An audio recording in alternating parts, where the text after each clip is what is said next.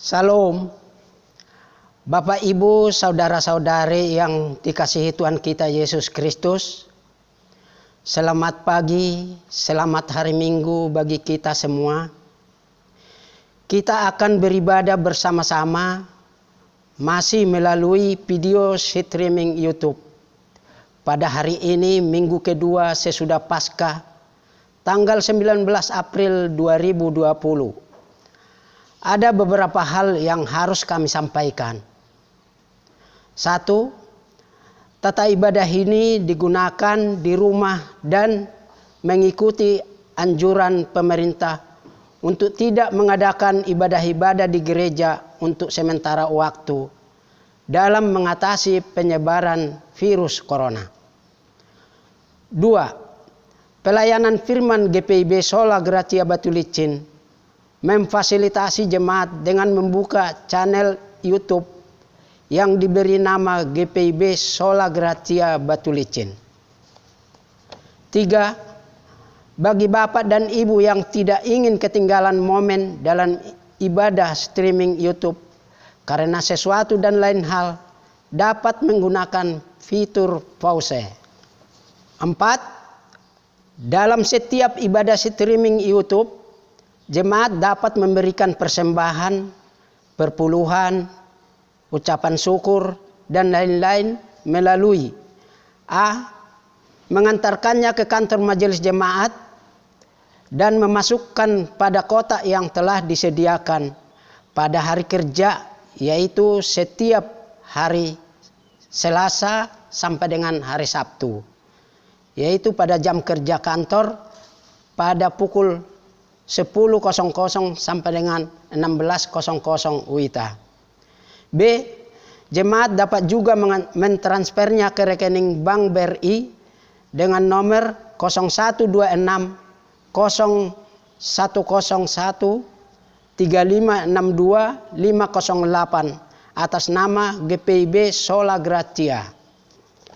C. Panitia pembangunan gedung gereja GPIB Sola Gratia Batu Licin juga sedang melaksanakan penggalangan dana. Bapak Ibu dapat memberikan donasi melalui Bank BNI dengan nomor rekening 5858 090 902 atas nama Panitia Pembangunan Gedung GPIB Sola Gratia. D. Untuk lebih jelasnya, Bapak Ibu dapat melihat atau membacanya di deskripsi video YouTube ini. 5. Bagi jemaat yang kesulitan dalam koneksi internet, dalam ibadahnya dapat membaca Sabda Bina Umat atau SBU. Baik Bapak Ibu yang terkasih dalam Tuhan kita Yesus Kristus, kita akan memulai ibadah kita pada pagi hari ini dan selamat beribadah di minggu kedua sesudah Paskah. Kiranya ibadah ini berkenan di hadirat Tuhan dan kita diberkati olehnya. Saat teduh sejenak.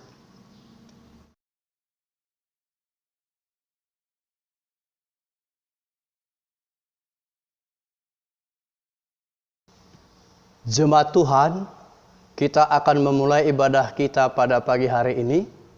Mari kita puji Tuhan dari Kidung Jemaat nomor 178, karena kasih-Nya padaku.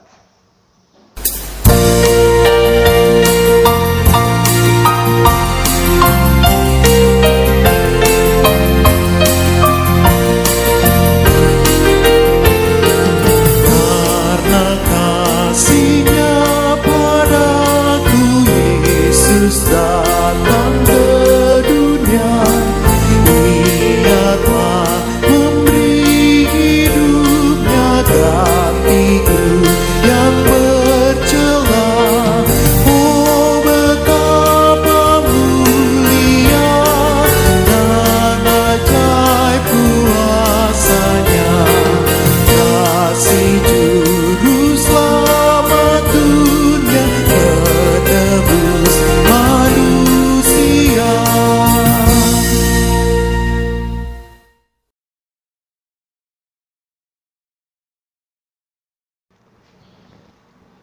Pertolongan kita adalah dalam nama Tuhan yang menjadikan langit dan bumi. Nas pembimbing dari Yesaya 51 ayat 11. Maka orang-orang yang dibebaskan Tuhan akan pulang dan masuk ke Sion dengan sorak-sorai. Sedang sukacita abadi meliputi mereka, kegirangan dan sukacita akan memenuhi mereka, duka dan keluh akan menjauh. Terimalah salam rasuli, kasih karunia, rahmat dan damai sejahtera dari Allah Bapa dan Kristus Yesus Tuhan kita menyertai engkau.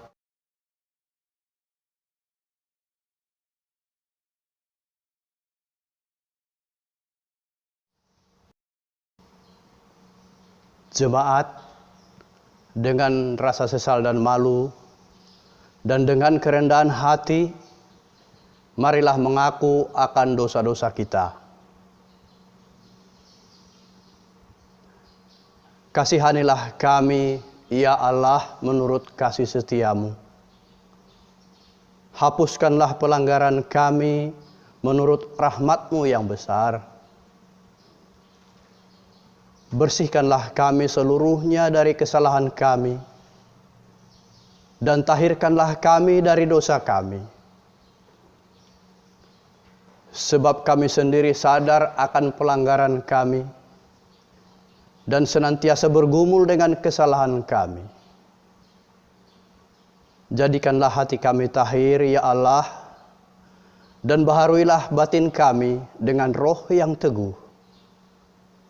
Janganlah membuang kami dari hadapan-Mu, dan janganlah mengambil roh-Mu yang kudus daripada kami.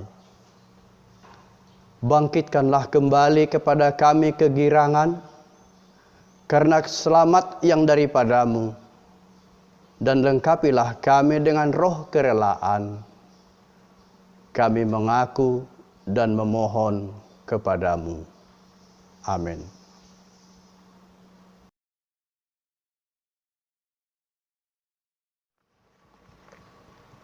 Kepada setiap orang yang telah mengaku dosa dan bertobat, dengarlah berita anugerah pengampunan seperti ditulis dalam Roma 6 ayat 17 sampai 18 yang menyatakan, tetapi syukurlah kepada Allah, dahulu memang kamu hamba dosa, tetapi sekarang kamu dengan segenap hati telah mentaati pengajaran yang telah diteruskan kepadamu. Kamu telah dimerdekakan dari dosa dan menjadi hamba kebenaran.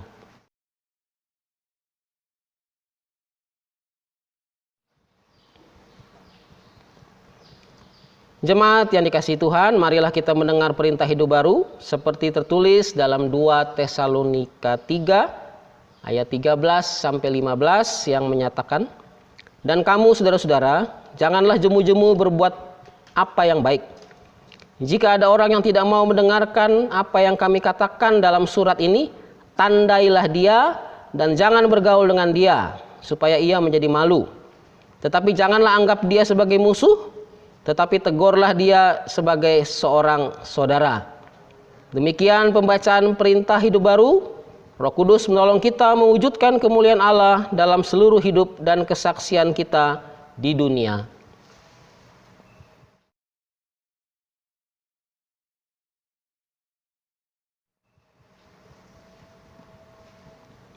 Mari kita berdoa, mohon bimbingan Roh Kudus.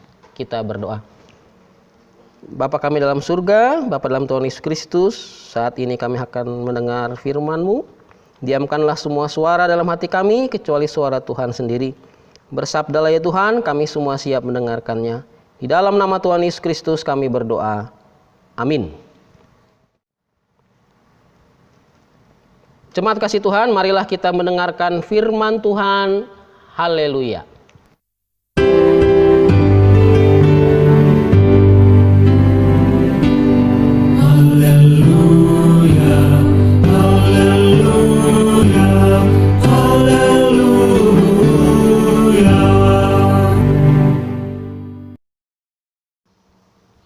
Bacaan firman Tuhan hari ini terambil dari Keluaran 7 ayat 7 sampai dengan 13 yang menyatakan,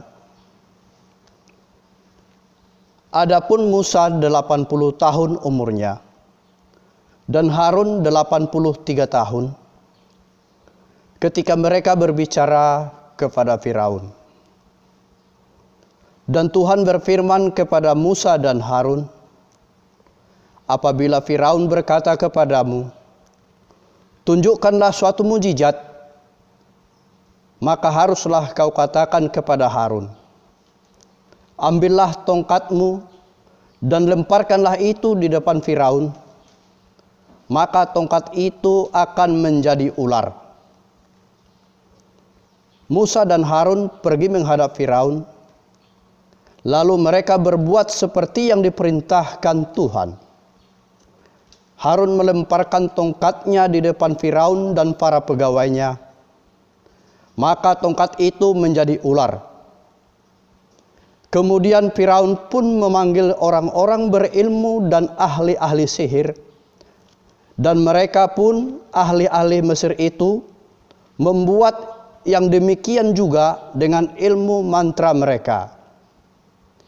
Masing-masing mereka melemparkan tongkatnya, dan tongkat-tongkat itu menjadi ular.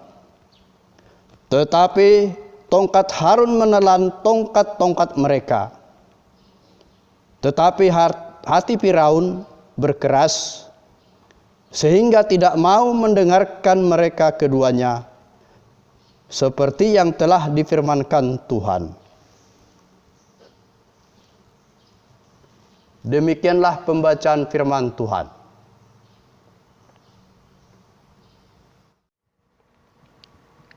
Hendaklah firman Tuhan diam dengan segala kekayaannya di antara kamu, dan ucaplah syukur kepada Allah.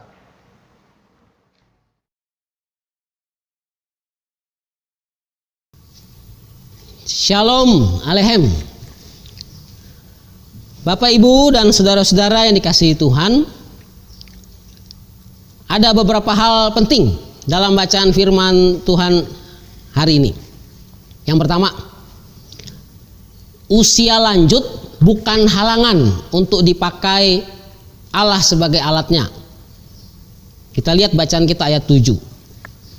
Dan bandingkan yang dikatakan dalam Mazmur 92 ayat 15 sampai 16. Pada masa tua pun mereka masih berbuah, untuk memberitakan bahwa Tuhan itu benar. Saudara kasih dalam Tuhan, Allah dapat memakai siapa saja menjadi alatnya, bahkan di saat usia lanjut, asal kita mau. Menjadi tua bukanlah pilihan, tapi kepastian. Bagaimana kita mengisi hari-hari di masa tualah yang menjadi pilihan. Tidak sedikit yang akhirnya terjebak dalam perasaan seolah-olah dibuang ketika usia makin bertambah. William Stone, seorang mantan Perdana Menteri Inggris, mempelajari bahasa baru ketika berusia 70-an. Dia kuasai banyak bahasa, belajar bahasa baru usia 70-an. Dan pada usia 83 ia menjadi Perdana Menteri Inggris Raya yang keempat kali. 83 tahun. Lalu komposer Giuseppe Verdi, kalau kita pernah dengar lagu Ave Maria, nah Verdi yang membuatnya pada usia 85 tahun. Lagu Ave Maria kita semua tahu. Lalu tokoh penginjil besar lah pada zamannya, John Wesley, dia tetap melayani Tuhan sampai ia meninggal umur 90 tahun. Terus saudara kasih dalam Tuhan, hal yang sama pun dikatakan oleh Yosua. Pada Yosua 14 ayat 10-11 dikatakan begini, jadi sekarang telah berumur 85 tahun aku hari ini, kata Yosua. Pada waktu ini aku masih sama kuat seperti pada waktu aku disuruh Musa. Seperti kekuatanku pada waktu itu, demikianlah kekuatanku sekarang untuk berperang dan untuk keluar masuk. Saudara kasih dalam Tuhan, bisa bayangkan Yosua saat umur 80-an lebih masih merasa seperti berumur 40-an untuk tetap setia berjalan dalam jalan Tuhan. Contoh, kita mungkin kebanyakan dari kita kenal lah dengan Nelson Mandela yang pada tahun 1991 menjadi presiden Afrika Selatan pada usia 73 tahun. Umur 73 tahun dia menjadi presiden Afrika Selatan setelah dipenjara selama 27 tahun. Mandela pernah berkata begini, "One of the most difficult things is not to change society, but to change yourself." Salah satu hal yang paling sulit bukan untuk mengubah masyarakat, tetapi untuk mengubah dirimu sendiri. Itu hal pertama, bahwa di usia lanjut Tuhan bisa pakai asal kita ada kemauan. Hal penting kedua dalam bacaan kita hari ini adalah tentang mujizat dari Allah. Kita bisa baca ayat 9. Allah Khalik langit dan bumi tentu sanggup membuat mujizat. Tetapi jangan kita lupa dan tertipu, karena iblis pun mampu membuat mujizat. Kita lihat di ayat 10 dan 11. Di situ para tukang sihir juga membuat mujizat tongkat menjadi ular. Kita bisa bandingkan dalam Matius 24 ayat 24. Yesus berkata, "Sebab Mesias palsu dan nabi-nabi palsu akan muncul, dan mereka akan mengadakan tanda-tanda yang dahsyat dan mujizat-mujizat, sehingga sekiranya mungkin mereka menyesatkan orang-orang pilihan juga." Jadi kita harus hati-hati membedakan mujizat dari Allah dan dari iblis. Dalam ayat 9 Allah memberi kuasa kepada Musa untuk mengadakan mujizat. Saudara yang kasih dalam Tuhan, mujizat dalam bahasa Yunaninya dunamis. Menurut Profesor R.C. Sproul, seorang teolog Calvinis dari Amerika, mujizat memiliki 3 definisi. Kita harus paham dulu definisinya, baru kita bisa memahami. 1, hal-hal biasa yang sering dijumpai dalam kehidupan sehari-hari, tapi penyebabnya adalah Allah. Ya, mujizat. Yang definisi pertama, hal-hal biasa yang sering dijumpai dalam kehidupan sehari-hari, tetapi penyebabnya Allah. Contohnya, kelahiran seorang bayi. Di seluruh dunia hitungannya bukan tiap jam lagi, tiap menit, bahkan beberapa detik sekali ada bayi lahir, dilahirkan. Nah, itu berarti hal-hal biasa yang sering dijumpai, tetapi penyebabnya adalah Allah. Itu definisi pertama mujizat. Yang kedua, peristiwa biasa juga penyebabnya oleh Allah, tetapi pada saat dan waktu yang tepat. Contohnya, bintang Bethlehem. Bintang tiap malam bisa kita lihat, tapi bintang Bethlehem menjadi petunjuk bagi orang Majus saat menjumpai bayi Yesus. Jadi peristiwa biasa, tapi yang terjadi pada saat dan waktu yang memang tepat kita butuhkan. Itu definisi kedua. Dan definisi terakhir dari mujizat yaitu peristiwa luar biasa yang melawan hukum alam. Nah, ini yang sering kita pahami. Misalnya air menjadi anggur, kebangkitan Lazarus dari kematian, membangkitkan orang mati. Lalu mujizat terbesar dalam Alkitab adalah kematian dan kebangkitan Yesus, yang baru kita peringati Jumat Agung, kematian Yesus, dan Paskah berapa hari lalu, yaitu kebangkitan Yesus. Itu mujizat terbesar yang kita bisa mengerti dari Alkitab. Saudara-saudara kasih dalam Tuhan, sekarang kita sudah tahu definisi mujizat. Tujuannya apa? Apa tujuan mujizat? Profesor Wayne Grudem, seorang teolog yang menyelesaikan studinya dari Harvard University, salah satu universitas terbaik di Amerika, dan Cambridge University, salah satu universitas terbaik di Inggris, menjelaskan bahwa tujuan dari mukjizat adalah membangkitkan ketakjuban manusia yang membuat manusia itu percaya kepada Allah dan memberi kesaksian tentang kuasa Allah. Nah, itu tujuan mukjizat, yaitu supaya manusia membangkitkan rasa takjub manusia kepada Allah sehingga manusia percaya kepada Allah dan memberikan kesaksian tentang kuasa Allah. Dan hal yang ketiga dalam bacaan kita yang kita perlu pelajari adalah baca di ayat 13, mukjizat tidak selalu diikuti oleh pertobatan. Kita tentu sering dengar lah, ada orang yang tetap tidak bertobat sekalipun sudah melihat mukjizat. Selama pelayanan Yesus dalam inkarnasinya di dunia ini lebih kurang 3,5 tahun, tidak terhitung mukjizat yang telah dilakukan Yesus. Tetapi banyakkah yang bertobat? Tidak, hanya sebagian kecil saja. Dalam Injil Yohanes pasal 6 ayat 1 sampai 26 dikatakan bahwa orang banyak mencari Yesus karena mereka melihat mukjizat penyembuhan. Yohanes 6 ayat 2. 5 roti dan 2 ikan, mukjizat jadi bisa memberi makan ribuan orang. Yohanes 6 ayat 14. Bahkan mereka mau menjadikan Yesus sebagai raja. Yohanes 6 ayat 15. Itulah alasan kenapa orang banyak mengikut Yesus. Karena melihat mukjizatnya.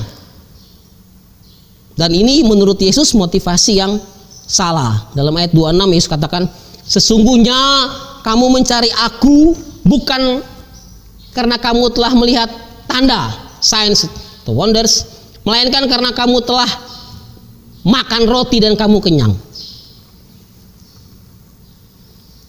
Jemaat kasih Tuhan, berapa banyak di antara kita yang mempunyai motivasi yang salah ketika mengharapkan satu mukjizat?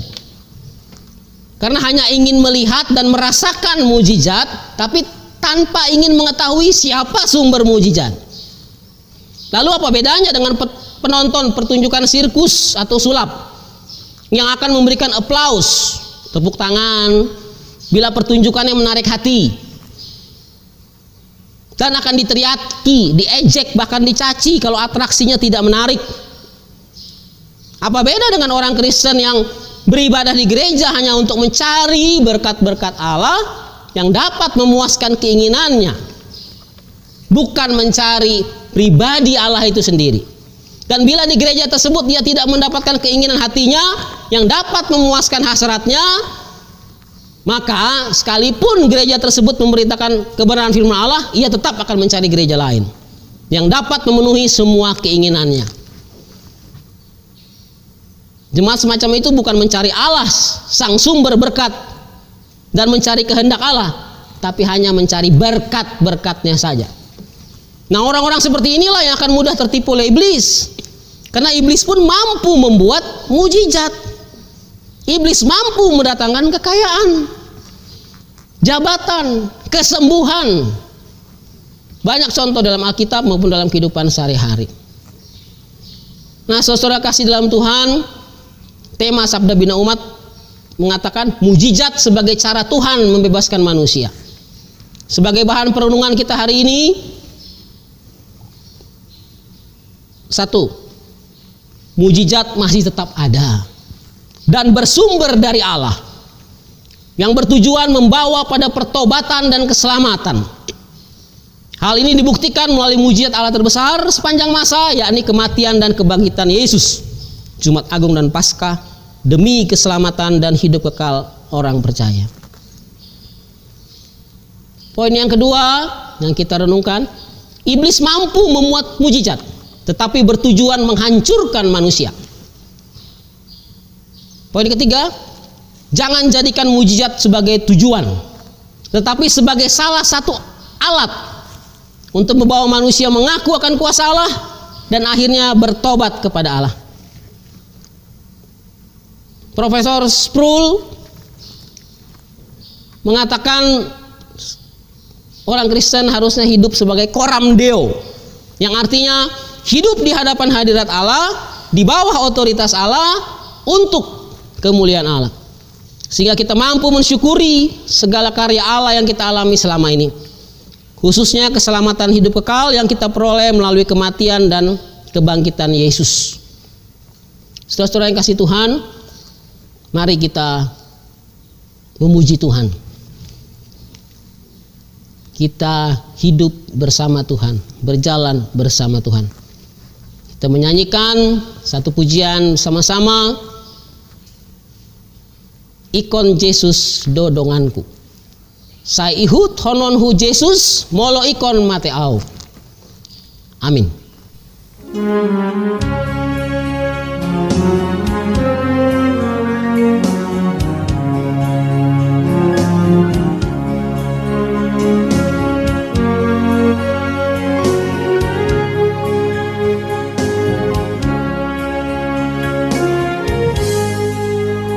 Ikon Yesus dodong aku sahala kuliludo, rapon Yesus boyang mona talumu suinaro, dan mabiarau disi Tuhan Yesus dongaki.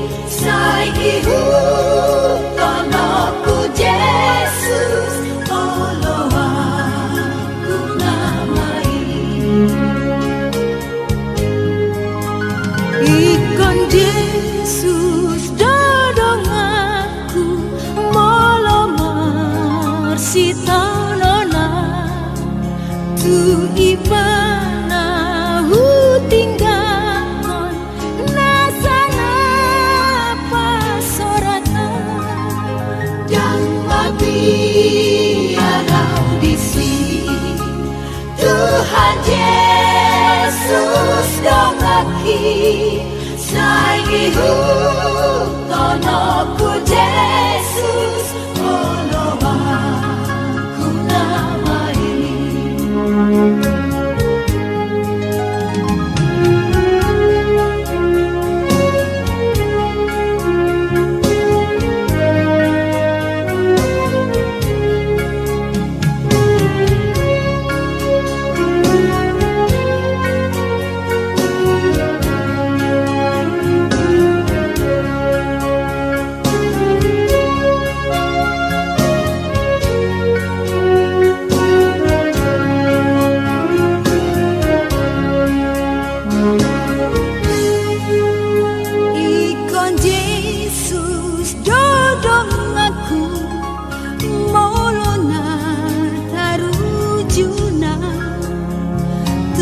Yesus do parmonang di pamonang dohota, dan mabiarau disi Tuhan Yesus dongaki. Sai ihut tonoku Yesus, olo aku namai. Ikon Yesus dodong aku, molo ikon matea, holan muda ni Tuhanku, golomokku dinala, dan mabiarau disi Tuhan Yesus dongaki. Sai ihut tonoku Yesus, olo aku namai. Sai ihut tonoku Yesus, olo aku namai.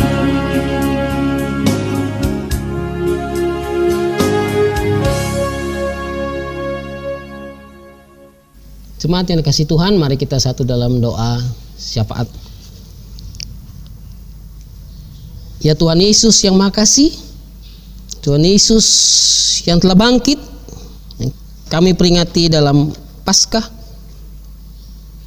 Terima kasih untuk segala kebaikan-Mu, kasih-Mu.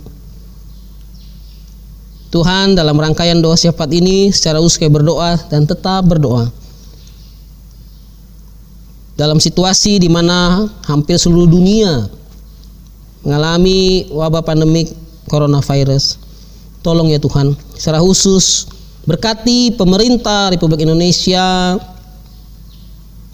dari Bapak Presiden sampai aparat di pelosok, di dalam melakukan pelayanan kepada seluruh anak bangsa, secara khusus dalam menanggulangi wabah pandemik coronavirus.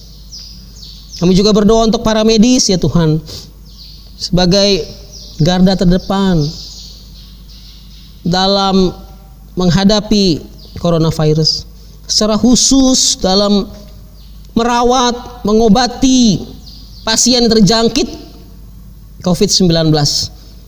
Ya Tuhan, mereka mempertaruhkan hidupnya, bahkan keluarga mereka, saat mereka tetap dalam tugas untuk merawat dan mengobati pasien COVID-19. Itu Tuhan, berikan kepada mereka juga kesehatan, kekuatan, perlindungan-Mu. Kami juga berdoa untuk pasien COVID-19. Tuhan, berkati treatment para medis sehingga pasien COVID-19 boleh disembuhkan. Terima kasih Tuhan Yesus.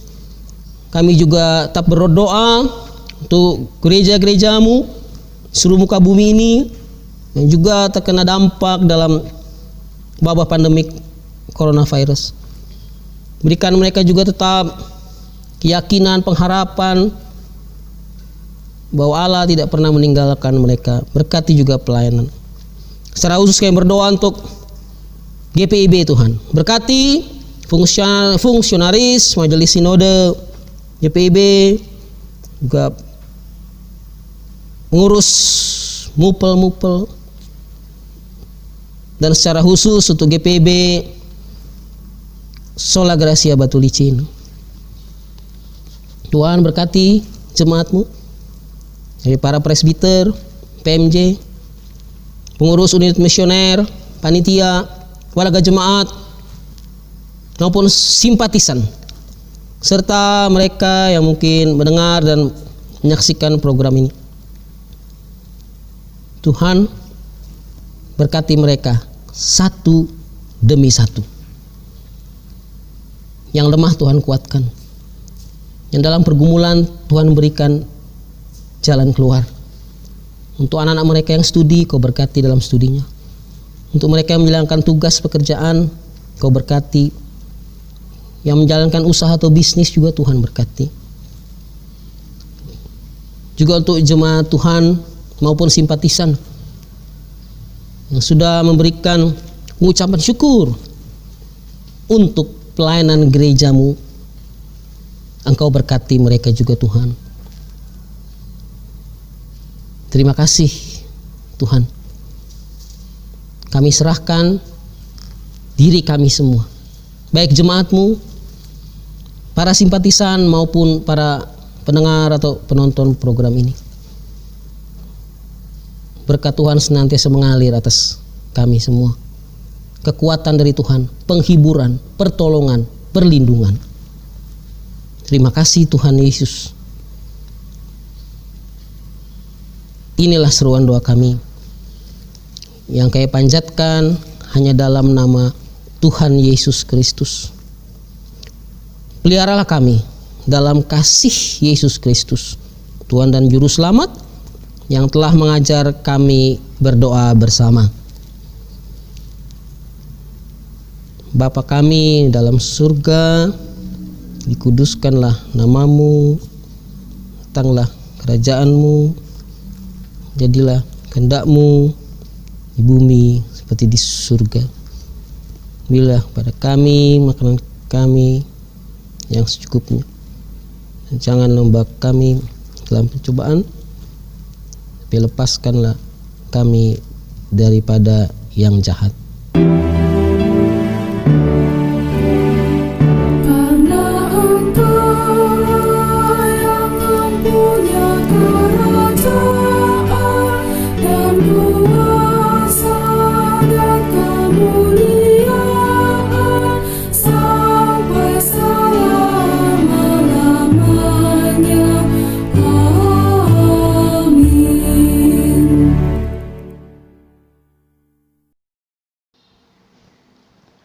Jemaat, marilah kita mengucap syukur kepada Tuhan dengan memberi persembahan kepadanya.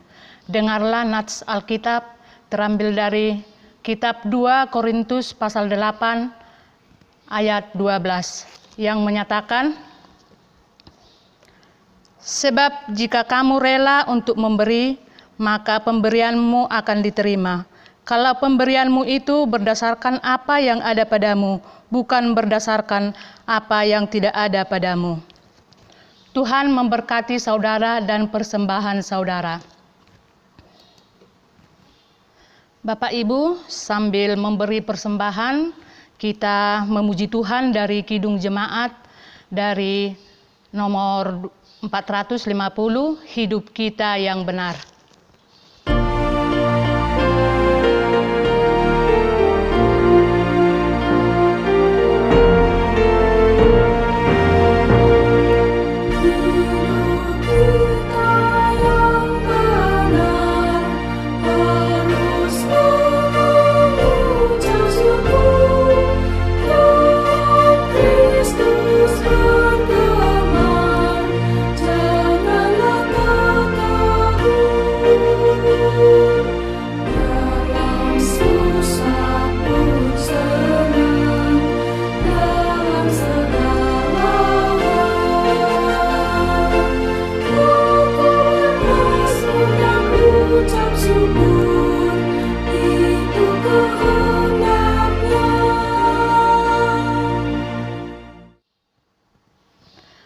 Mari jemaat kita berdoa untuk persembahan syukur kita kepada Tuhan. Mari kita berdoa. Ya Kristus Tuhan kami bersyukur dan memuji nama-Mu, karena Engkau selalu setia dan mengasihi kami. Terimalah tanda kasih kami melalui persembahan ini, ya Tuhan, serta urapi majelis jemaat agar mengelola dan menggunakannya sesuai kehendak-Mu dan untuk pekerjaan memuliakan nama-Mu. Amin.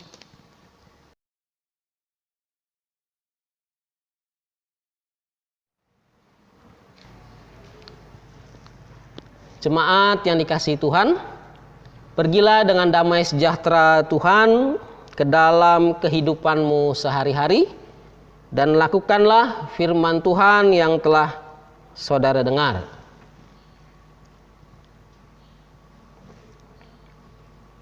Jemaat kasih Tuhan, dengan penuh keyakinan arahkanlah hati dan pikiranmu kepada Tuhan serta terimalah berkat-Nya. Tuhan memberkati engkau dan melindungi engkau. Tuhan menyinari engkau dengan wajah-Nya dan memberi engkau kasih karunia. Tuhan menghadapkan wajah-Nya kepadamu dan memberi engkau damai sejahtera. Amin.